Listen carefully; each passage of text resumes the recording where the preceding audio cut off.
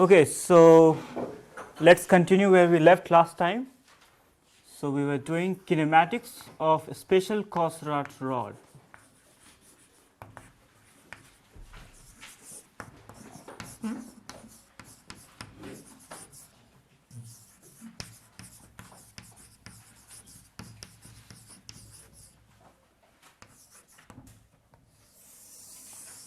Okay, so I'll just draw the picture. So here we have our rod in the reference state. So you see, we are going to call the beam from now on, we'll call it as a rod.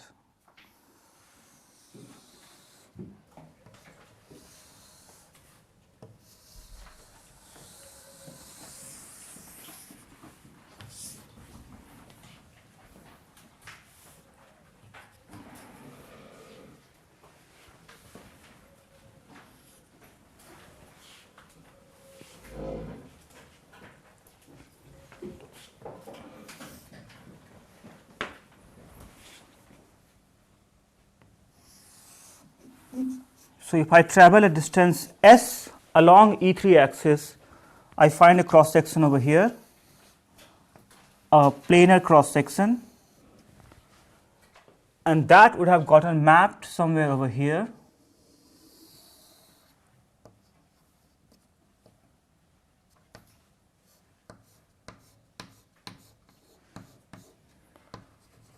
With its centroid at r of s, small r of s,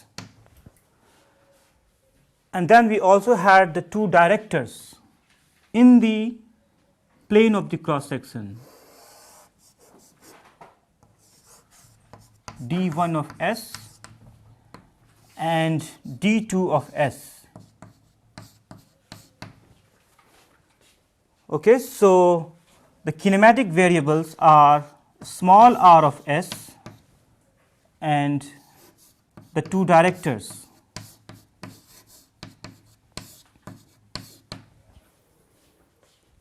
And then we said that if we are talking about a general Cosserat rod, in that the directors need not be unit normed or orthogonal.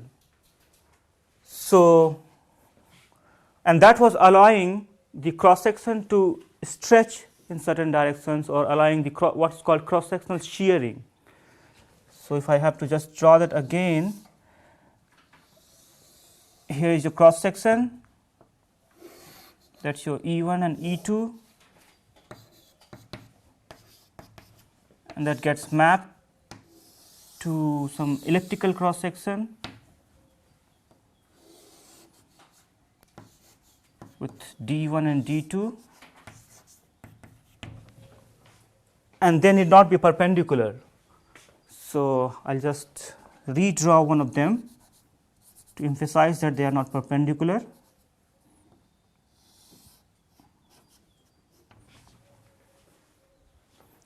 Okay.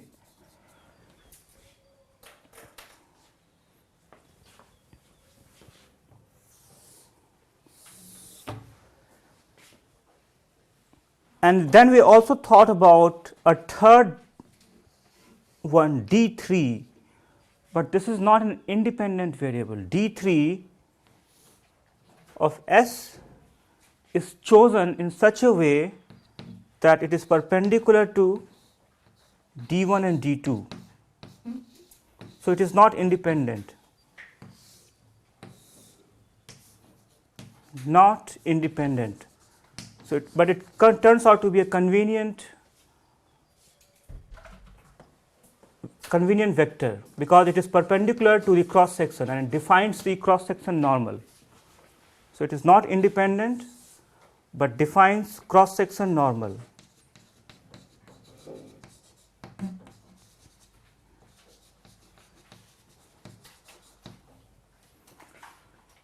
And we also said that, okay, so this was a general Cosserat rod, but if we confine ourselves to what we want to learn, that's a special Cosserat rod, then the directors are unit normed and also orthogonal to each other.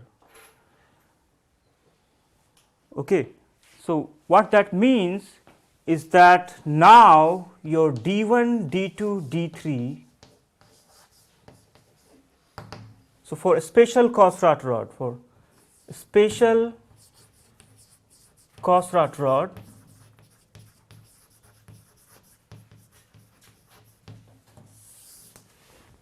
D1, D2, D3 now form an orthonormal triad, orthonormal triad.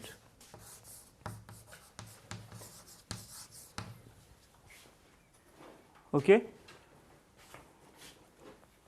So we have first in the reference state E1, E2 and E3, which gets mapped to D1, D2, D3. Okay. So we have E1, E2, E3, one orthonormal triad getting mapped to D1, D2, D3.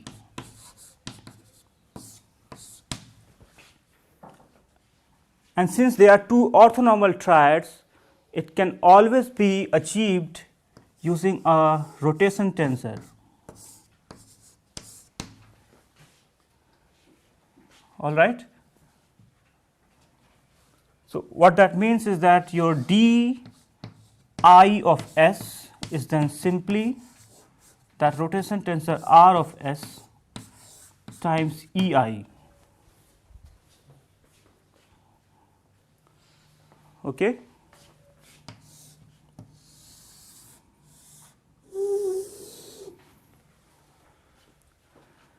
So this is also, sometimes called director basis or local basis, because they are attached to different cross sections and each cross section has its own local basis D1, D2, D3 everywhere, whereas we have another basis E1, E2, E3 which is a global basis, that's right here. It's the same for everyone. Okay. So, and then the constraint map that we had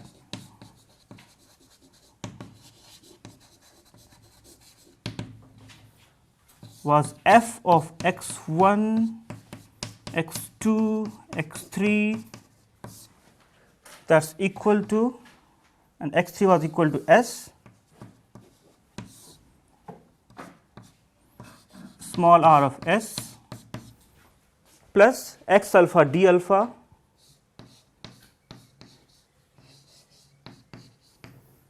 but now that becomes, so the same thing now becomes plus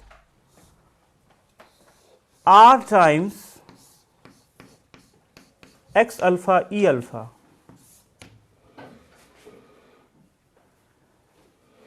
Right, because d alpha is r times e alpha, and alpha here always goes from 1 to 2, okay, whereas I here is going from 1 to 3.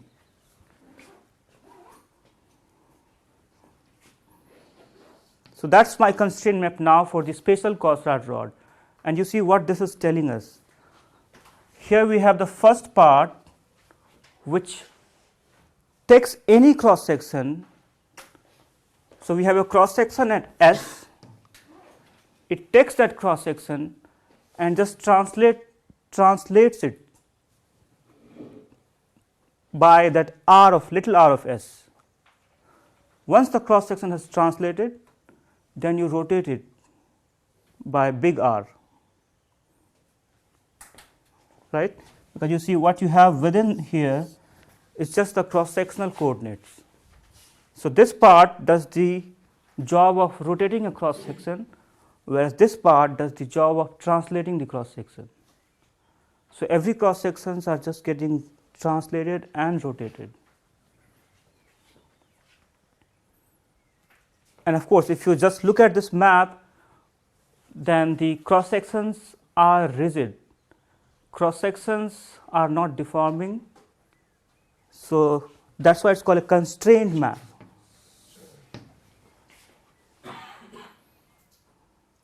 All right. So this translates, whereas this part rotates.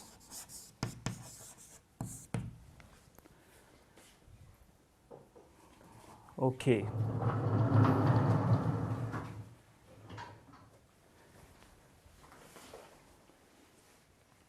So once we have our constrained map, then you can use your 3D elasticity and substitute this map in the 3D elasticity equation and integrate it over the cross section to obtain some differential equation for your unknown small r and big R. Okay. So you see now let me just rewrite, the unknowns are small r and big R.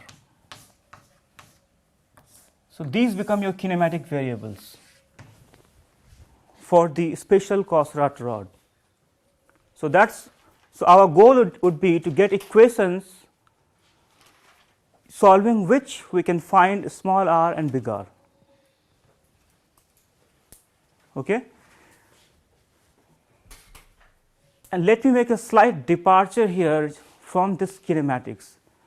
You see, this kinematics is not so good because it keeps your cross section rigid, isn't it? Just think of a rod, a very simple case. I have got a rod and I am just stretching it. Does the cross section remain rigid? It does not, right? It shrinks. Whereas that map tells us that you have to keep it rigid, isn't it?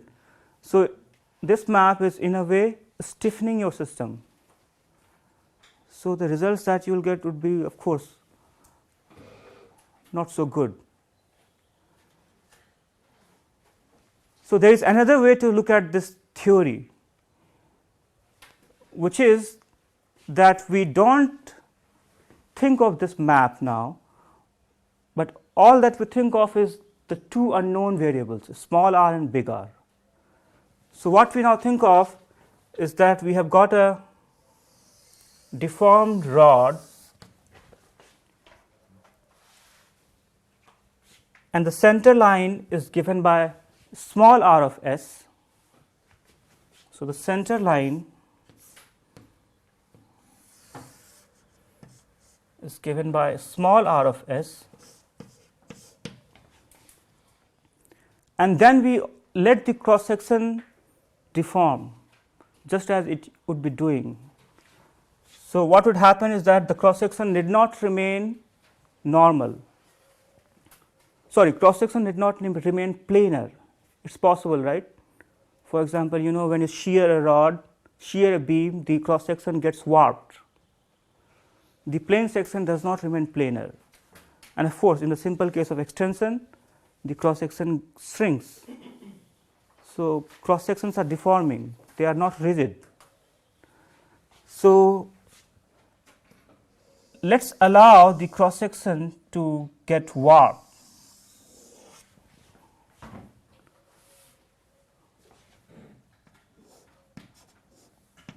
So the warped cross section will have its centroid at little r of s. But then how to define the orientation of the warped cross section? You know, it's not planar anymore. So we can think of an average orientation of the warped cross section. That's the best we can do. You know, so you do some kind of averaging and think of the plane representing the warped cross section. And then in that plane you can think of the two directors d1 and d2. So there you got the two directors d1 and d2, but the cross section was planar and it was very easy for us to see, okay, let's put the directors in the plane of the cross section. But now the cross section is no more planar, it has become warped. So then we have to think of some averaged plane which would define the orientation of the cross section, and in that plane we are going to put our directors. Okay. So now the directors have the meaning of representing average orientation of the cross section. That's much better than saying that cross sections are rigid, isn't it? Okay. So you can think of directors here.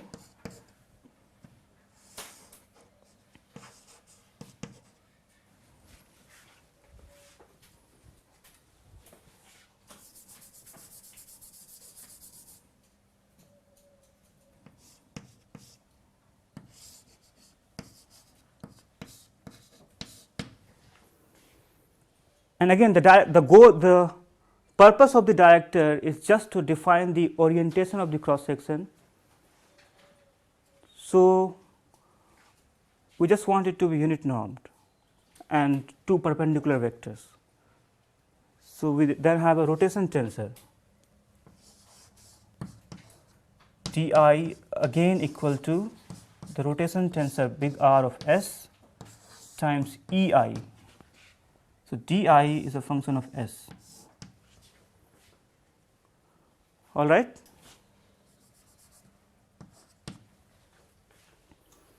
So even in this kinematics, we have small r of S comma big R of S as our unknowns.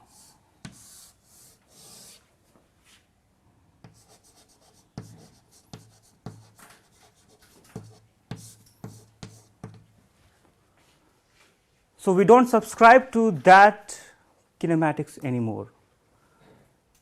You know what you can think here, if you want to say that okay, there is some refinement over that kinematics, then you can say that your f of x is now small r of S plus big R of x alpha u alpha, sorry, x alpha e alpha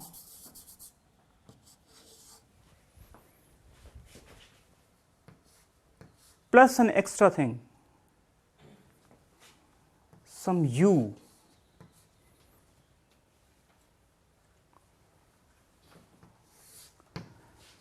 and that u denotes warping of the cross section. So it has got both in plane deformation of the cross section, which allows for the cross section to shrink, and as well as warping, out of plane warping, which allows the cross section to become non-planar. Okay, for warping.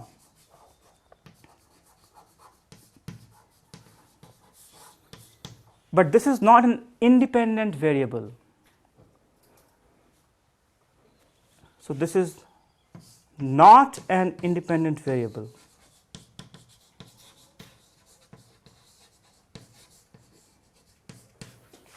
Because you know, if you make it an independent variable, then you are actually solving a 3D problem, because u is going to be a function of x1 as well as x2. So you have an unknown which is a function of x1, x2, and there is also an unknown function of s. So it's like solving some 3D problem that we don't want to do, because we want to get some 1D theory, right?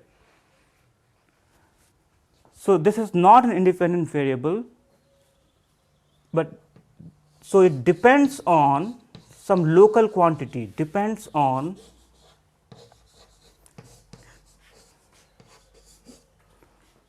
I'll just write local measures and we'll see what that is. See, although this is better than this constrained kinematics, but this is not so good as the 3D elasticity.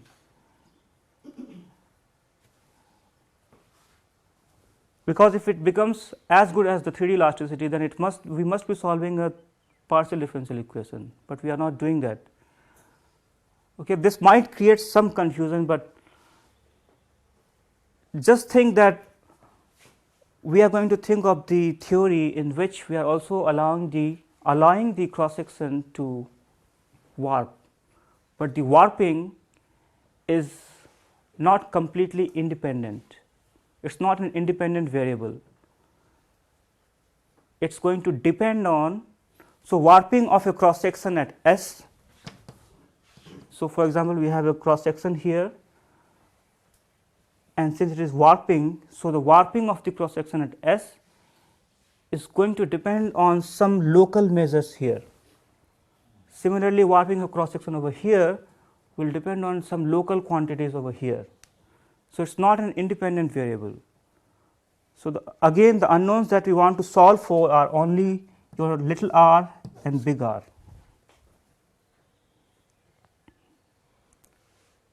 Do you have any queries on this matter? Can you just repeat again? Yeah. Can we formally write U is a function in some way of Yeah, sure. Although, so we haven't really defined those variables on which you depend. That's why I was skipping it. But if I want to make it a little more elaborate, then this U actually is a function of x1, x2, because it depends on where I am looking at in the cross section. And then I also said some local measures.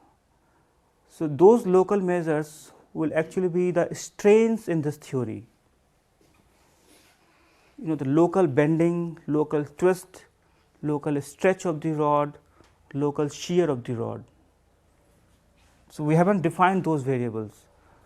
So, the best I could do is I would say it depends on local strains. Can you think of some other nice way? If you can say, maybe I can write that here.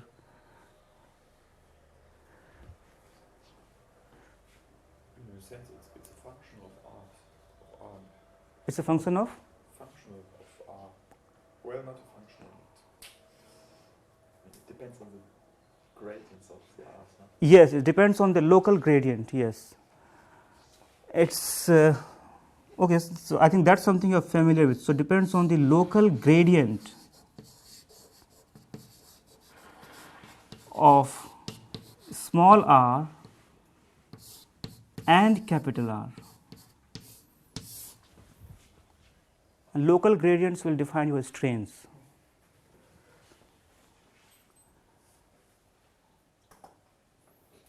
Okay, you know, this will become more clear as we go ahead.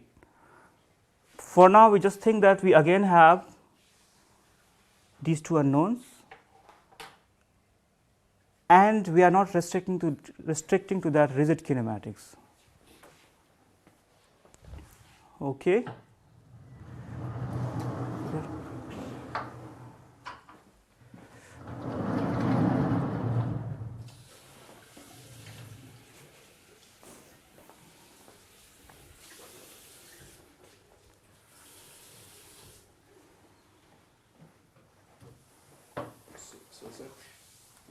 So that would then be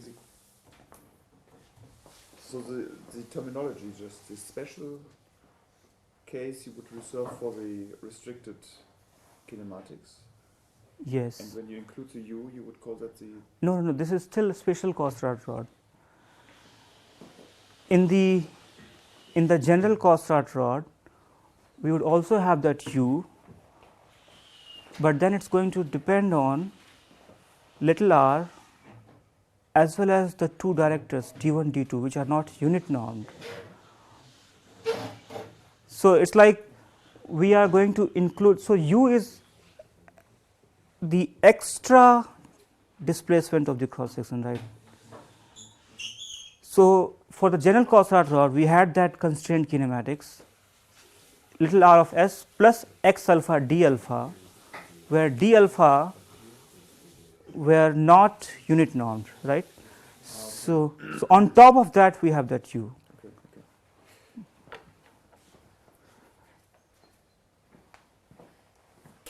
Okay, so this U is always on top of that constrained kinematics. And as I said, Only U. If you relax that also normality of the directors, you would call that General the Cosserat. general. Yes. And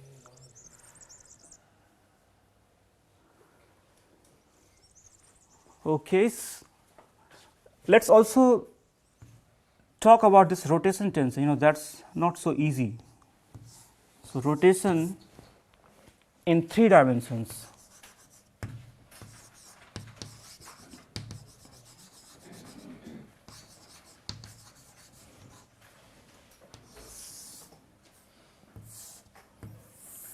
And you will find that there are several ways to denote rotation. So we have, so what does rotation does? It takes any vector and rotates it, right? And the most physical intuition for rotation is that you have a rotation axis and angle of rotation. So any vector is going to rotate about this rotation axis. Let's say this is a vector and that's the axis. So I want to rotate any vector about this axis by some angle theta, then it's simply going to rotate like this. So for any rotation, you need to know what's the axis of rotation and what's the angle of rotation.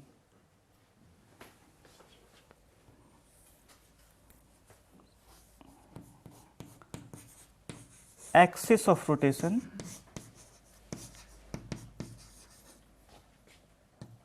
and the angle of rotation.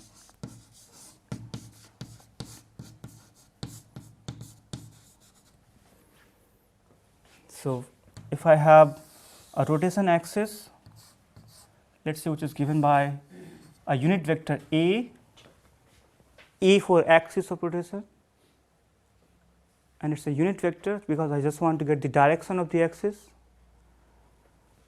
And then I have some vector V which is going to rotate. So V is going to rotate about that axis.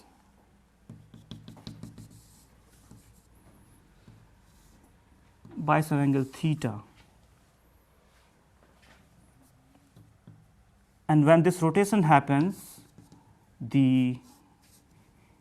as you all know, the magnitude cannot change, only the direction can change, right?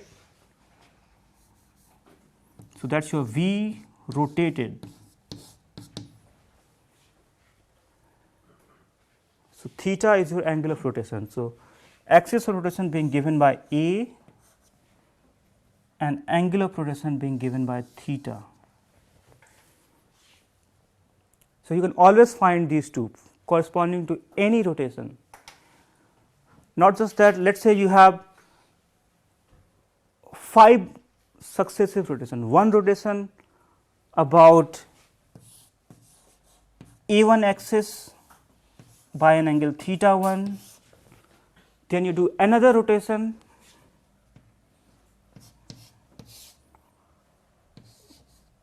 but about a different axis A2 and by theta 2 another. So let me not say 5, you can have many. And when you do all of them, so then you can also find an effective rotation tensor, which will again have a single A, which won't be any of these, a different A and a different theta.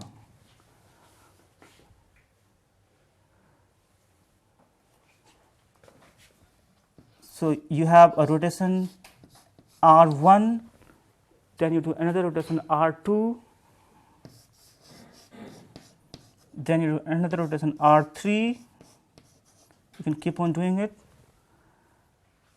And because each of them are orthogonal matrix, and if you know little about orthogonal matrices, you multiply two orthogonal matrices, it still remains an orthogonal matrix. You multiply n orthogonal matrix, it still remains an orthogonal matrix. So there will be some, so this will correspond, so you multiply, you get some matrix which will again be an orthogonal matrix, and every such matrix represents a rotation. So corresponding to this final matrix, you would be able to find one axis of rotation and one theta. But finding that is not so easy. Okay. Just a small detail. Yes. If we have this finite rotations around axis A, and then you have an arbitrary vector v that is not necessarily orthogonal to A, Yes. isn't it? Don't we have to draw the angle theta rather in the projection, in the plane? Of course, in the yes. plane that is perpendicular to A, the projection of v, and then rotate. Yeah, that's right. So this, that's true. Okay, thank you. So that was a mistake.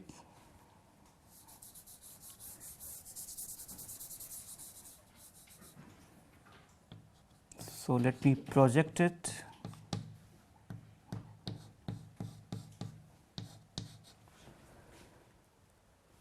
So this part of the vector, so this v, I have projected it into two parts, one perpendicular to A and another parallel to A.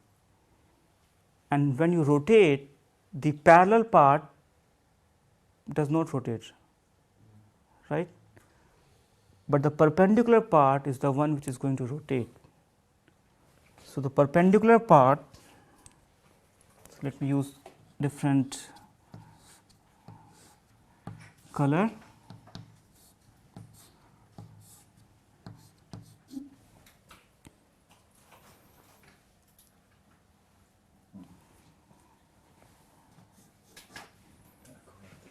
And you see, when you rotate it, it's just the perpendicular component which is going to rotate. So that's going to rotate by, it's very difficult to draw.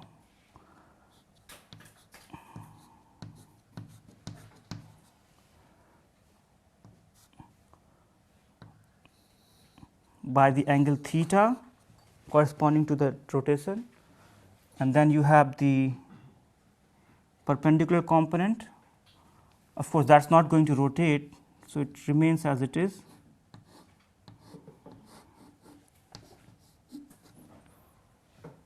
And this gives you the final rotation vector.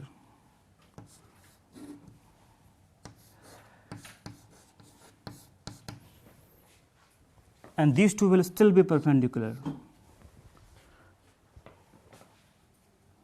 Doesn't look like.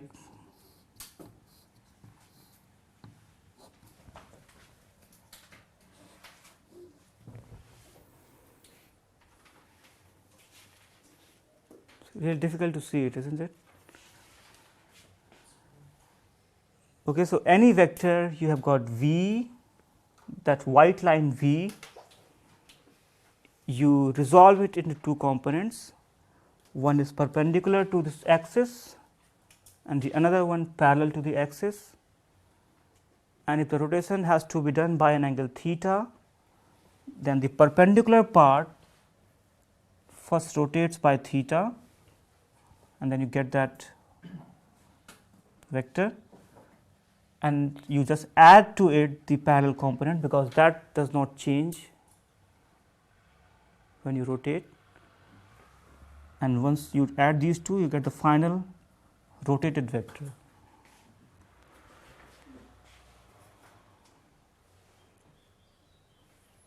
Okay, so that's physics, how to represent it mathematically. There are so many ways to represent it. You can go to Wikipedia and find out about it. Let me just write down some of them.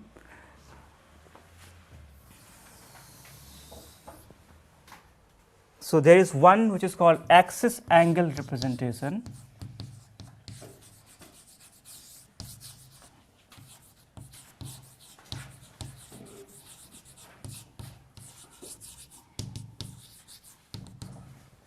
In which you prescribe your axis and theta. So you prescribe your axis A,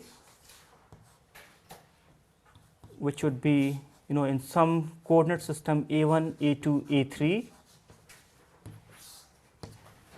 and the angle of rotation theta. And then the rotation matrix is given by exponential e to the power another matrix, which is theta times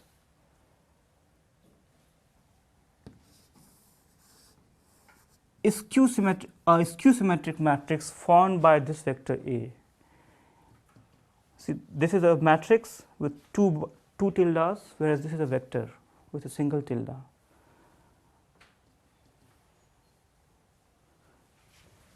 And what is that thing? So theta times A is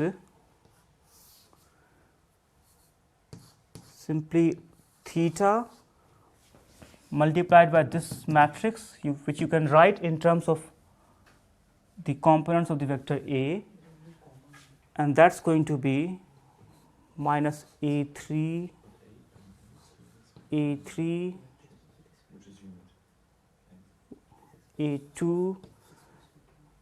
So see, I remember it, so I can write it. Okay.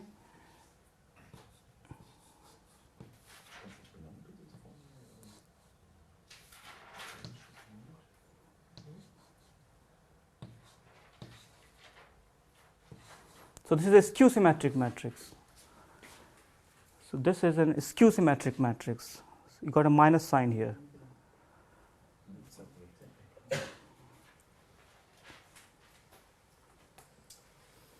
So you have to do exponential of this matrix. And this skew symmetric matrix is formed by the components of the axial vector A. Right? It has got a very nice property, This A matrix, which I have written here, if you want to do, so that's a side calculation. If you want to do A matrix times the vector V, any arbitrary vector V, then this is same as the A vector, the corresponding A vector, cross product V, and this is also called the axial vector of this skew symmetric matrix. So this is an axial, this is also called axial vector. So these are some side calculations, some knowledge of mathematics. Many of you might be knowing it, and some of you may not be knowing it. So this is axial vector of A. And how do you form that axial vector? If you have this skew symmetric matrix, you take this component and negative of it becomes the third component of that vector. So you can just see here, right? This is negative A3, it becomes A3. First row, third column A2, so that has to become the second component of this vector. And likewise for the first component. So you define an axis of rotation, you define the angle of rotation. So you have to tell what's the axis of rotation, what's the angle of rotation. Then you form this matrix and take its exponential. Well, taking that is not so easy, of course. And then you get your rotation matrix.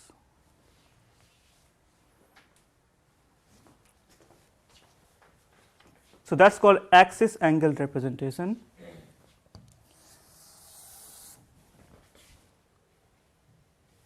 There's another which is called Rodriguez formula for representation. Rodriguez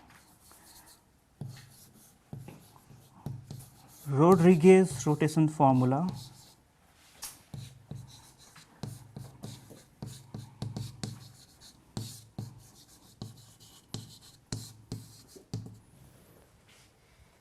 Yes. I have one It's a unit vector. Yes. So I must emphasize somewhere. So it's a unit vector because it has to just describe the direction of the axis. So it is just a unit vector. Of course, you can also, bring this within this vector, and then it need not be a unit vector. But the way I have written it here, it's a unit vector. So there is another what's called Rodriguez rotation formula, and here again it's in terms of theta and a. So you can think that this can actually be, you can find an analytical formula for this exponential, which is your r equal to cos theta times identity plus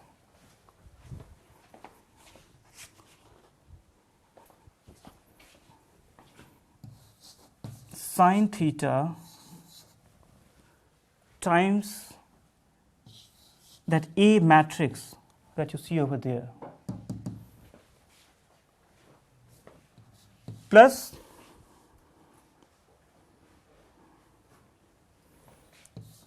one minus cos theta times A tensor product A. So that's the rotation matrix formula. Okay, and if you want to, let's say for example, rotate any vector r times v, just multiply that with v, what are you going to get? Identity times v, that's simply v. So you get cos theta times v plus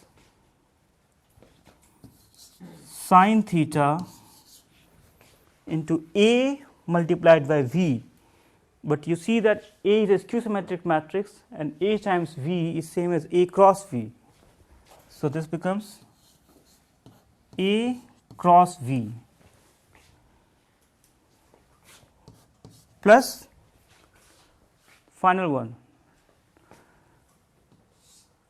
1 minus cos theta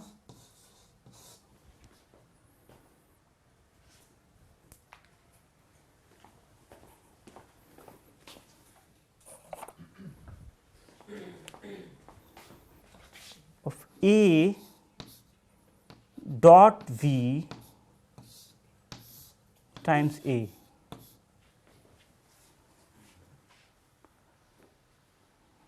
So that using this formula you can get the rotated vector v for any arbitrary vector v.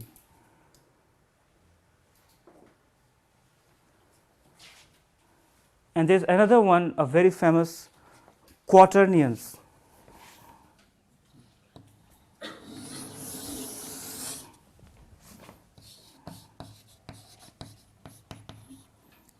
Quater, quaternions.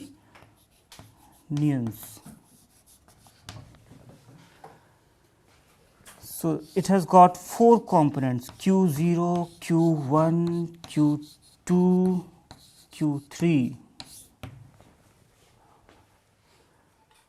and it's such that q0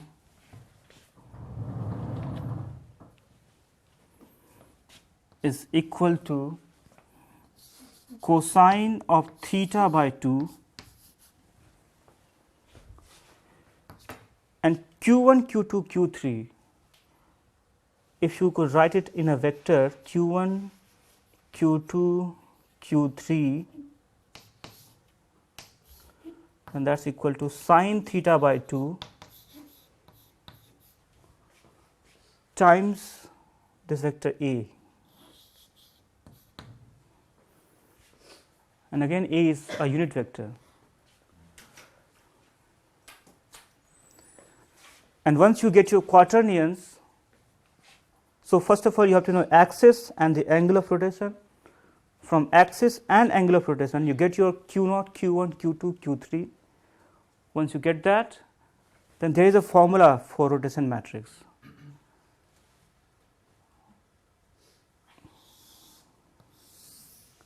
in terms of those q, in terms of those quaternions q.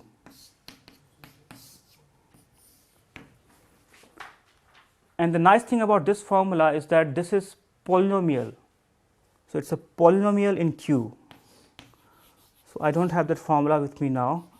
So, it is a polynomial in q, a quadratic polynomial. So, it is a quadratic polynomial in q.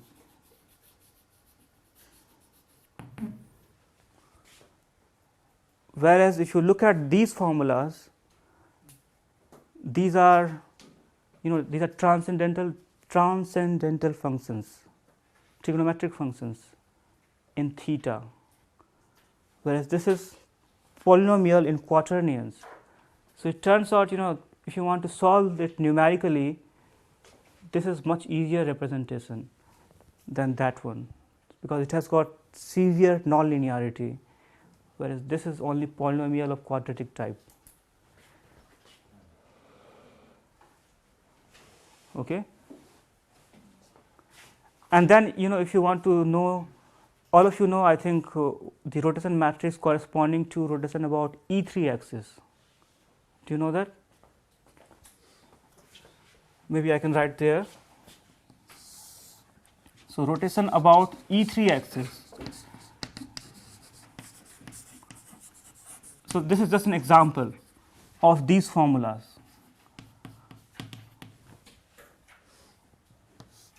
So, what is that rotation equal to? 0, 0, 1, 0, 0, cos theta minus sin theta, sin theta and cos theta.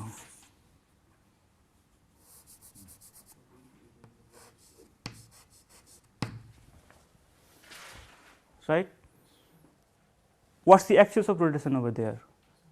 What is A equal to? 0, 0, 1, and theta is theta. You can use it in this formula and you will get that. So, this Rodriguez formula, if you substitute your A, you will get that matrix. So, that you can do that as a side calculation when you go back.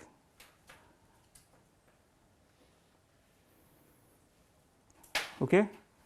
So, that was about rotation. So, we are again departing from our special Cosserat rod theory, but I wanted to give you some feeling of rotation. How does it look like if you want to represent it mathematically, and how complex it is. Okay.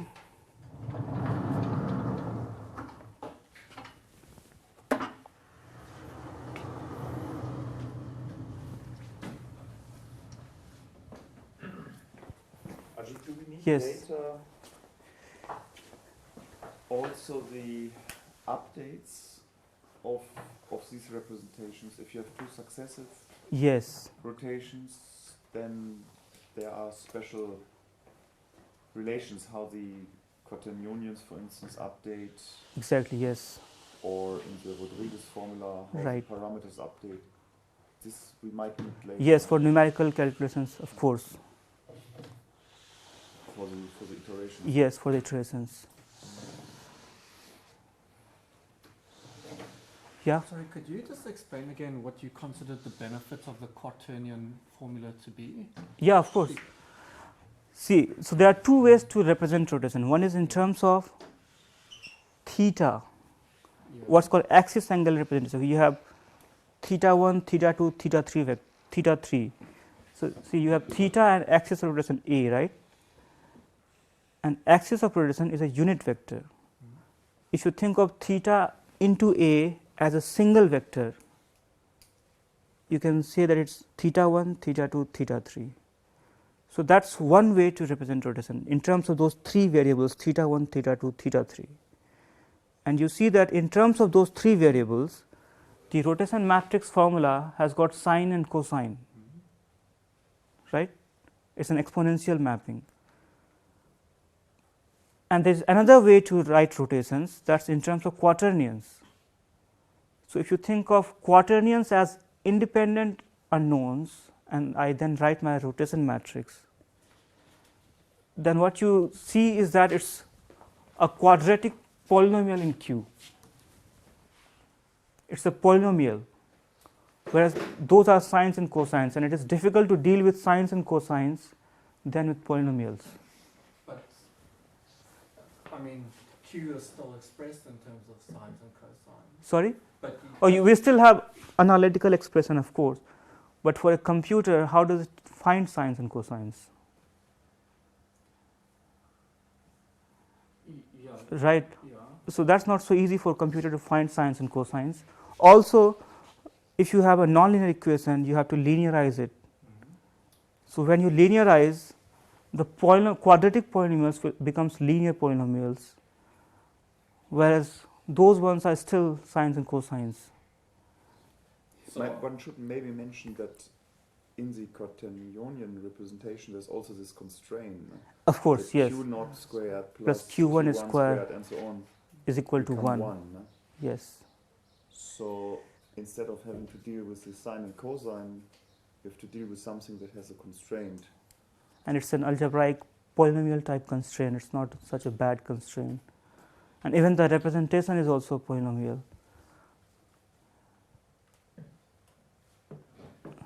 okay. So polynomials are much easier for computers. Yeah, I understand that. I must admit, I'm a bit confused because as you've got it written on the board there, Q naught is still expressed in terms of theta and. Yeah, but Oh, that was just to relate. Oh, you it's just can a forget relation. It's just a relation. Oh, I see. So you're not But then- computing it from Yeah, theta. You right. are expressing it completely independently. Completely in of- terms of quaternions. I see. Okay. No. then- Yeah. So I didn't say that, of course. So you can think of rotations completely in terms of quaternions Right. or completely in terms of thetas. Okay. Right. No, that makes perfect sense. Then. Thank you. Okay. Is it difficult to obtain new position of your vector if you describe rotation in terms of quaternions? Please say again. If So we have this expression of rotation in terms of quaternions. yes, How can we obtain new position of vector, new vector, rotated vector Yes. using quaternions? so you have an analytical formula for rotation Yes. in terms of quaternions. Mhm. So you just do rotation times that vector. So we Just a don't matrix need to vector convert it multiplication. to matrix A. We don't need any conversions. No. Okay. Because you have a rotation formula Mhm. directly in terms of quaternions. You don't have to go back to theta and axis. Okay. Thank you. Yeah, if I could, if you give me 1 minute, maybe I can find it from internet, or does it have so that I can write it there on the board? Does anyone of you have? I think it was good to write that. Can you find it, Prafar? Maybe.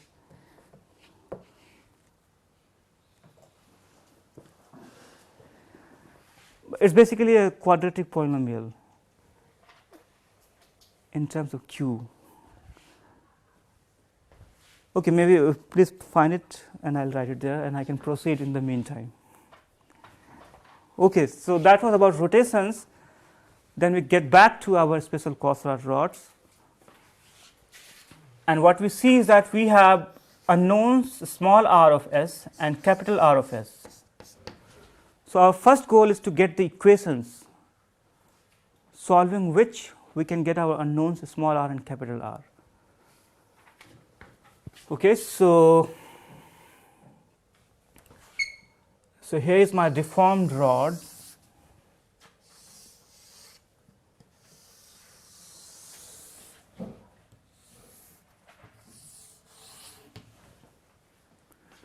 So you see, just as in 3D elasticity, how do we obtain the equations of equilibrium?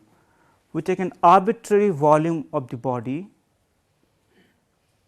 and apply Newton's second law, right?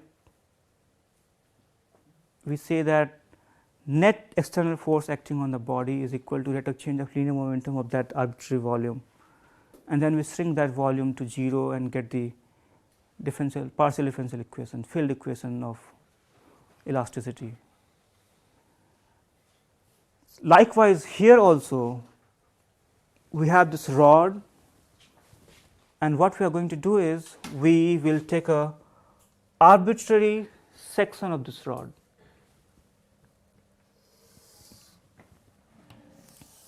take an arbitrary section of this rod, which in the reference state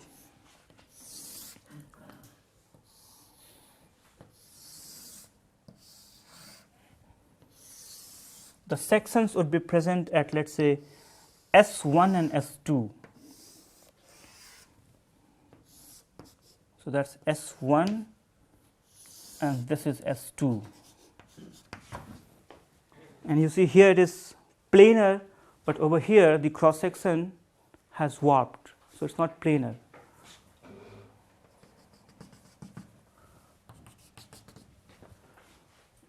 Okay, so I take an arbitrary section of the deformed rod and isolate it.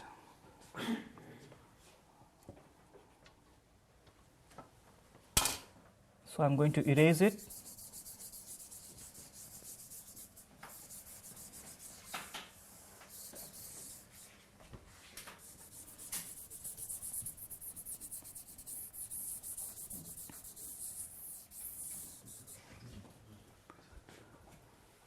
And then what we have to do is write down all the forces that acts on this arbitrary segment of the rod. So can you think of what are the forces that acts on this rod? In the most general sense, let's think about that.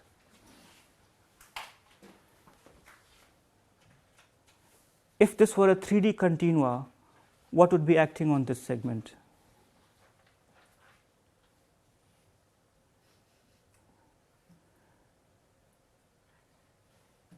So, body force would be there. You would have the lateral tractions, right, on the lateral surface. So, when you have a continua, something acts on the surface and then something acts in the volume. So, you have body forces, surface forces. So, you would be having some body force, let's say in some direction acting, and denoted by B, big B. And you also have surface forces, which comes, so the surface here you see there are two surfaces. One is this lateral surface and other are the cross-sectional surfaces.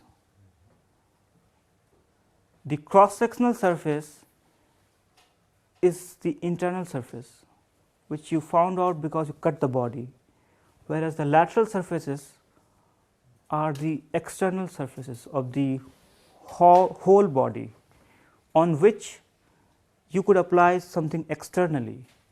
But over here what acts are the internal stress, right, internal tractions, but here what acts is external traction. So this would again be imposed. So let's denote it by maybe T naught.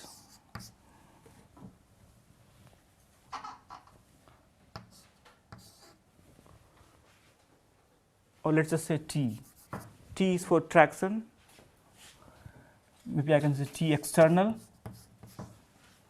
because it acts from outside. And then this is body force B, and then you have something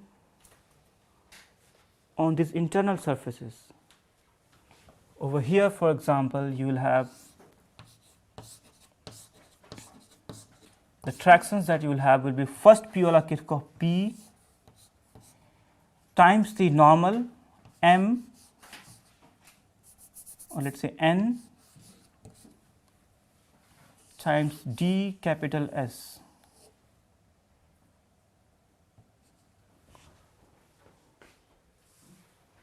Isn't it? On a little surface over here, you take a little surface. Oh, it's not the same S as your argument. No. Okay, so this is area. So maybe big A.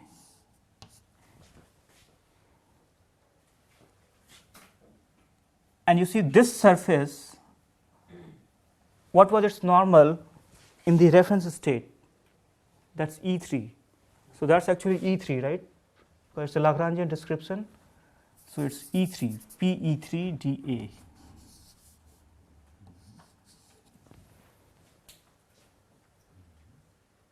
And over here, you will have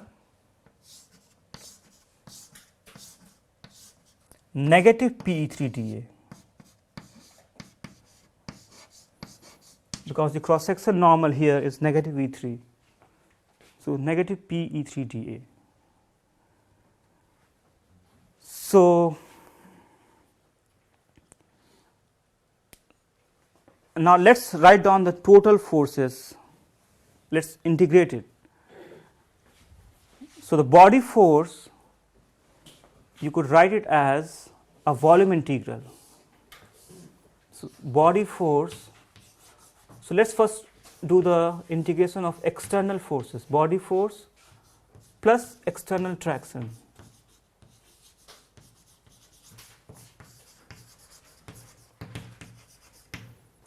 So body force becomes B times dV,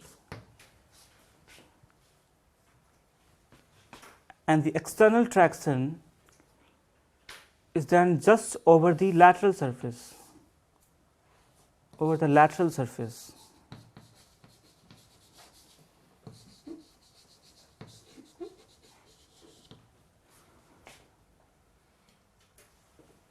And that's going to be T external times dA.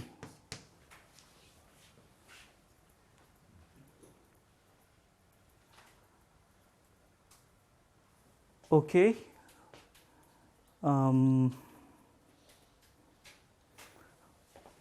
Then we are going to do some trick here. We want to convert this body integral into two parts. One is as an integration over the cross section and one over the arc length. So you see, if you do integration over the cross section and then over the arc length, you get the full 3D integration. So I want to convert this into two parts. One is the integral over the arc length, which is from S1 to S2, and the other one is the integration over the cross section, which I denote by omega. Okay, so this cross section I am denoting by omega, maybe omega naught for the reference state, and its lateral surface will be denoted by del omega naught. Okay, so the lateral surface, just the lateral boundary of this omega naught, we denote by del omega naught. So omega naught again denotes the cross sectional plane, and del omega naught denotes the lateral boundary of the cross sectional plane. So this is boundary of the cross sectional plane, boundary of cross section, and this is cross section itself.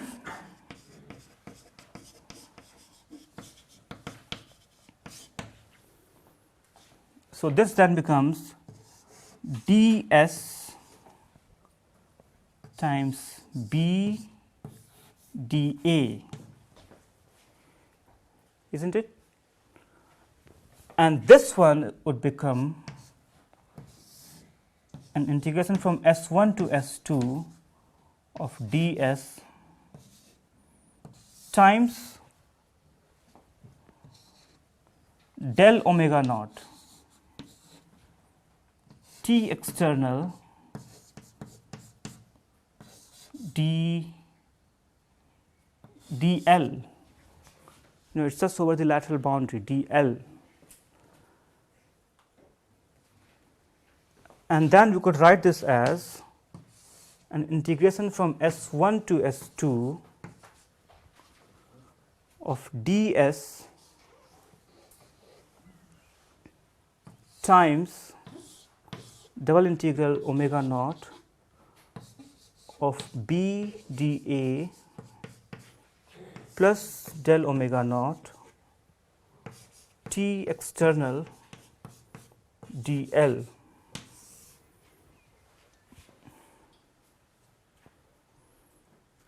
And can you think of what is this thing inside the bracket? If you want to relate it with beam mechanics, what is this within the bracket? Equilibrium equation. No. See, these are external, these are contributions from external loads. And this is then integrated over the length of the beam and gives you the total force.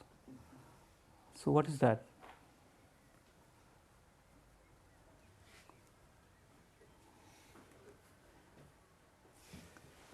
Right? Force per length. Huh? Distributed force. Force per length, right. That's a distributed load. Distributed load. You know, you see your beam, sorry, that's your beam, and you always see, okay, this kind of force is acting. It could be either linear or it could be, sorry, it could be constant or having some linear profile.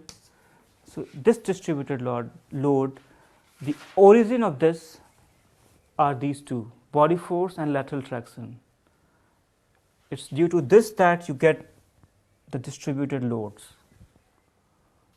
Okay, so we call it distributed load.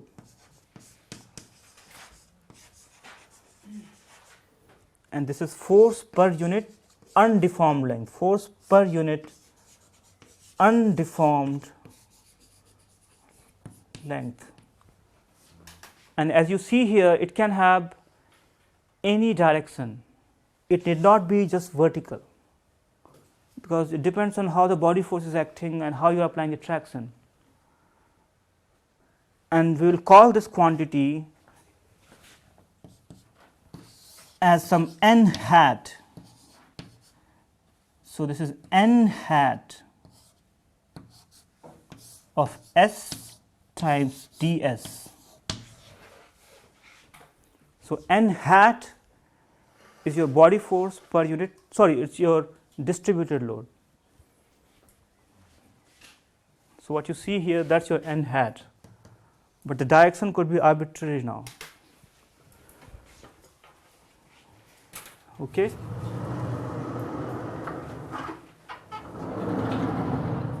Did you get the quaternions? Okay. So I'm just going to write it.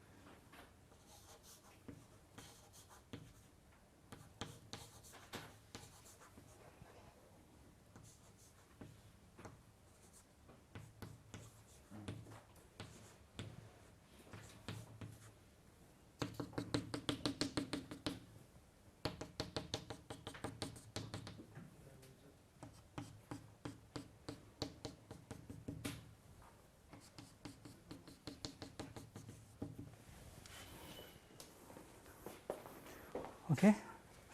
So that's your quaternions. which is a quadratic polynomial.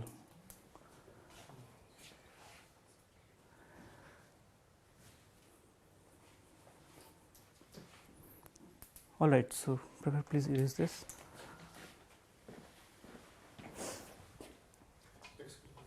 Yes. If I want to rotate some Please vector, erase from that side. if I want to rotate some vector v, I have to convert quaternions to this rotation matrix and apply this matrix. Yes, Okay, of course. thank you.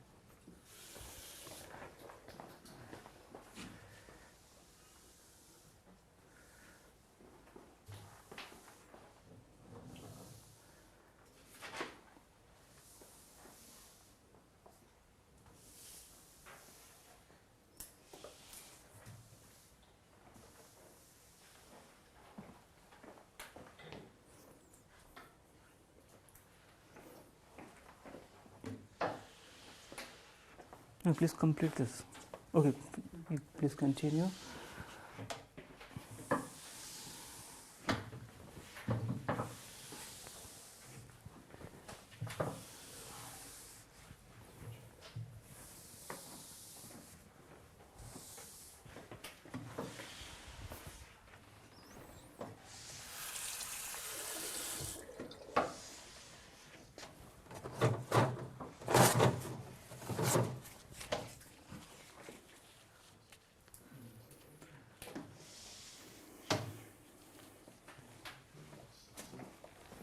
Okay, so we have only got the external forces till now. Then we have to also integrate the internal forces, which are of course external to this segment. So we have to look at the cross-sectional planes now. So let's look at that plane, for example, whose normal is positive E3. So when we integrate the force on that plane, we have integration over omega naught of P E3 dA, and P is a function of, let me write it more explicitly, so that's P of x1 x2 and S E3 dx1 dx2, but x1 x2 are getting integrated. So we are going to define this as n of S. Okay, so that's your internal contact force. So this is called internal contact force. So in your beam mechanics, when you draw your shear force diagram, that shear force is the internal force. So this is that. So this N is that force. And since we are talking about the general setting, this N will contain both shear force as well as axial force. So it need not be parallel to the cross section, which is just a shear force, right? So here this N can have any direction. It could be perpendicular to the deformed cross section, or it could be parallel to the cross section. All right, so that's how we define your N of S. But if you look over there, what do you have? So now you can think of, just for the force balance, if you have this line, the center line, then you have n hat of S, n hat of S,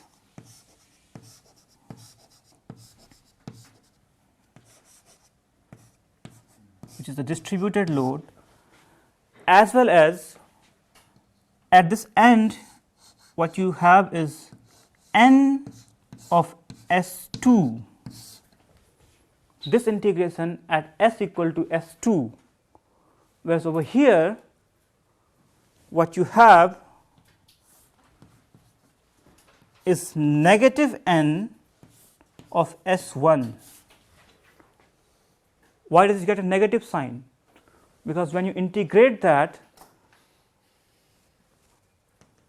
at s equal to S2, sorry, s equal to S1, but with a negative sign. See, there is a negative outside. So, what you get is negative of n S1.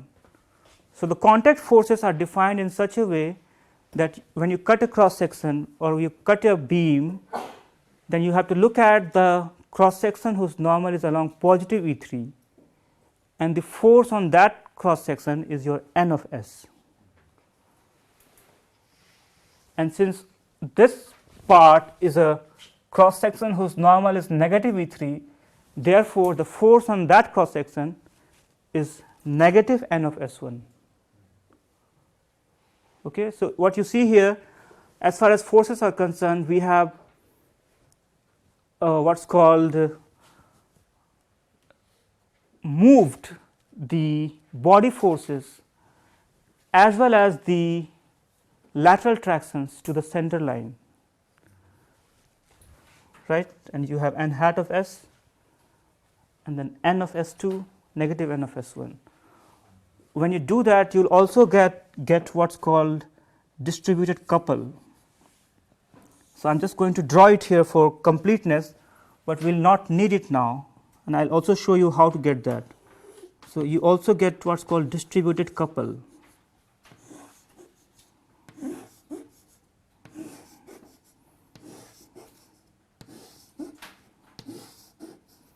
So, when you we do it in our strength of materials course all the time.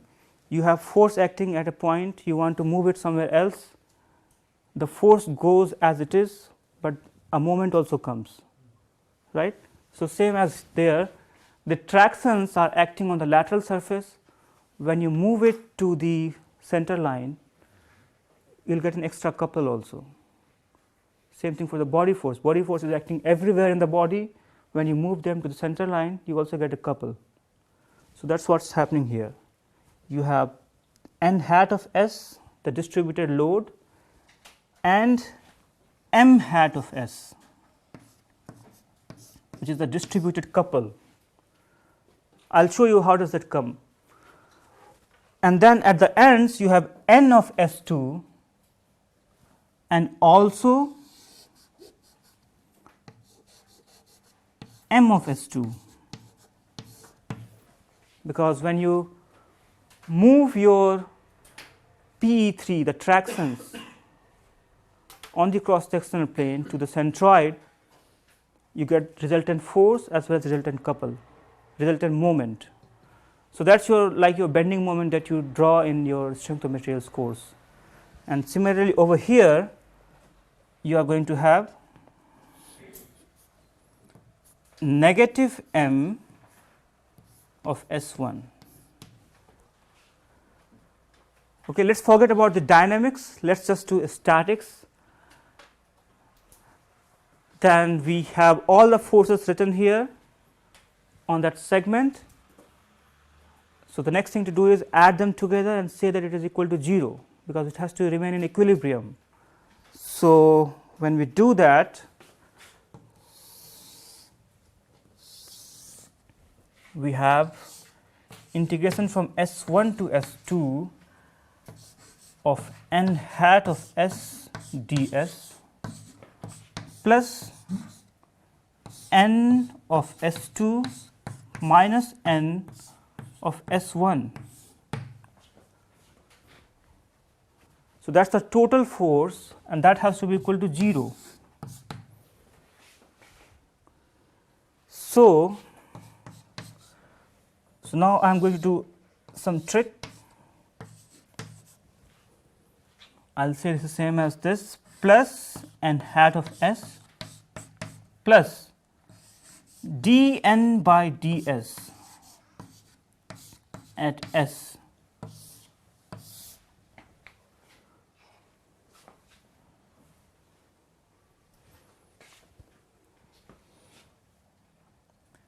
well, I should have written it.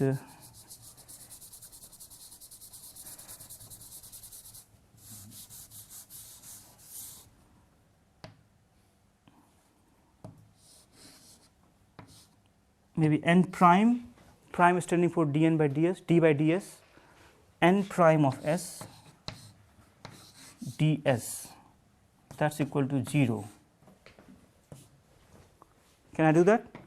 You see the second part, which is n prime of s ds, when you integrate it from s1 to s2, you will get exactly this, n of s2 minus n of s1, right? You get the boundary terms, n at s2 minus n at s1, and the first part is as it is here. Now we do the usual business that we do in continuum mechanics. We shrink the volume to 0. So here also we are going to shrink the segment. So we had that S1, S2, we are going to shrink it to a single cross section, because this has to hold, this equilibrium has to hold for any arbitrary section. So you can take the limit and let S2, for example, tend to S1, and in that limit you would say that the integrand that you have here has to vanish. So what you get is the first equation of elastic rod, which is n prime of s plus n hat of s, that's equal to 0. So that's the first equation.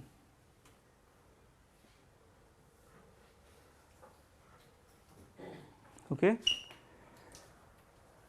If you had dynamics also in it, which I haven't done, if you do that, the right hand side would become rho naught, the undeformed density, times the cross sectional area A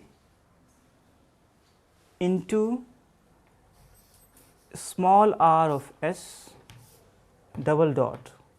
So that's a time derivative if you had the dynamics too.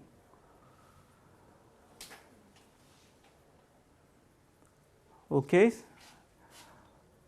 And then if when we want to do, so that's one equation we got from the force balance, then we have to apply what's called moment balance.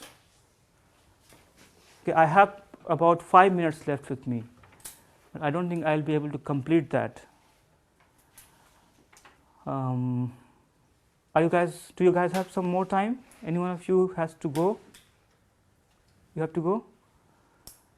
Maybe we can give the result. Yeah, maybe we can. Okay, so the result that you would get, which we will derive in the next class, of course, would be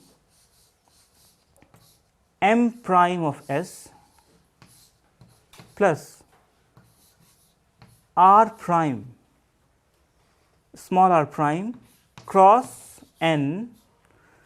So I don't have to write it all the way every time. So just assume that they are functions of s, plus m hat, the distributed couple, that's equal to 0 for statics. And if you have dynamics, then what you get here is some rho naught times a rotation tensor of the cross section. So times the area tensor of the cross section, not the rotation tensor, which I would denote as I, times the angular velocity. You know, all these get very tricky. Omega is not simply theta dot now, because it's a 3D rotation, and then you do time derivative of this also.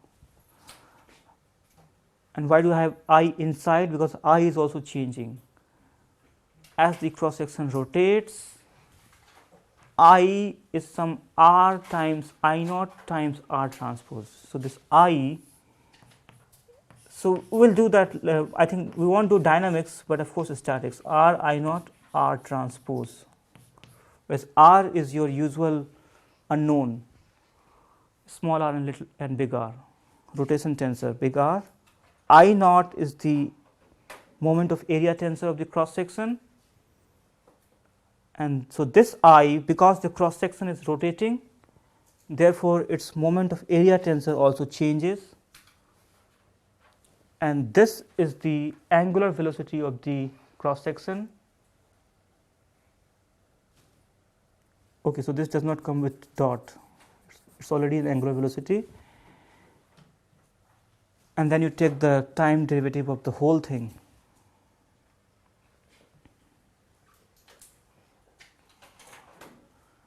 But if you just talk of statics, then you can forget about this,